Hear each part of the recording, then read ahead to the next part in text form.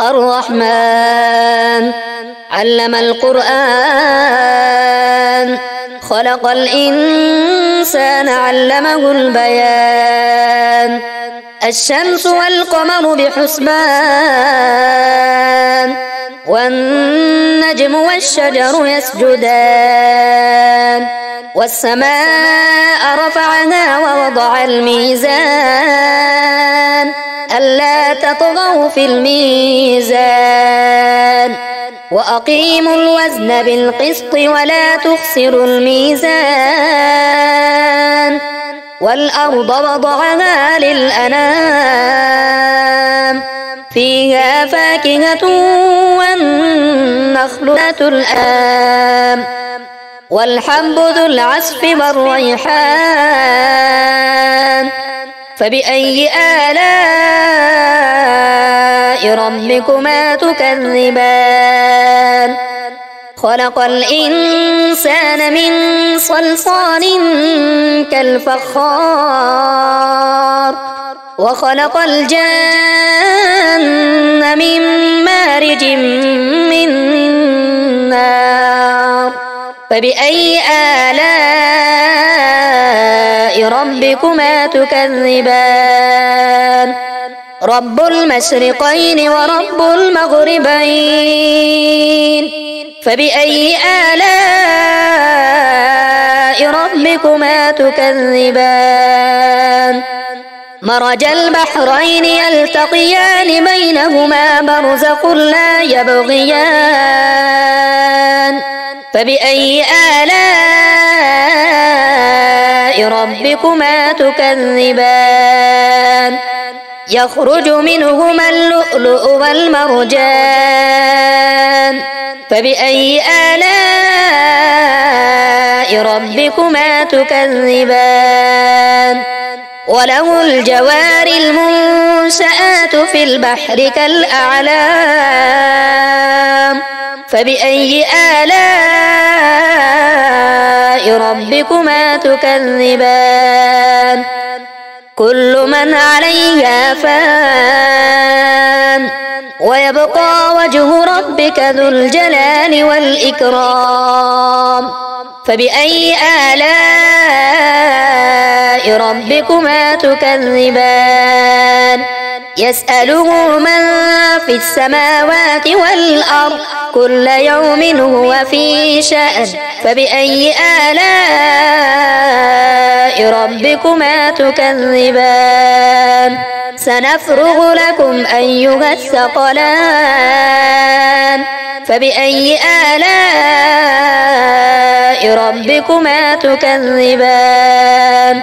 يا معشر الجن والإنس إن استطعتم أن تنفذوا من أقطار السماوات والأرض فانفذوا لا تنفذون إلا بسلطان فبأي آلاء ربكما تكذبان يرسل عليكما شواظ من نار ونحاس فلا تنتصران فبأي آلاء ربكما تكذبان فإذا انشقت السماء فكانت وردة كالدهان فبأي آلاء ربكما تكذبان فيومئذ لا يسأل عن ذنبه إنس ولا جان فبأي آلاء ربكما تكذبان يعرف المجرمون بسيماهم فيؤخذ بالنواصي والأقدام فبأي آلاء ربكما تكذبان هذه جهنم التي يكذب بها المجرمون يطوفون بينها وبين حميم آن فبأي آلاء ربكما تكذبان ولمن خاف مقام ربه جنتان فبأي آلاء ربكما تكذبان ذواتا أفنان فبأي آلاء ربكما تكذبان فيهما عينان تجريان فبأي آلاء ربكما تكذبان فيهما من كل فاكهة زوجان فبأي آلاء ربكما تكذبان متكئين على فرش بطائنها من استبرق وجنى الجنتين دان فبأي آلاء ربكما تكذبان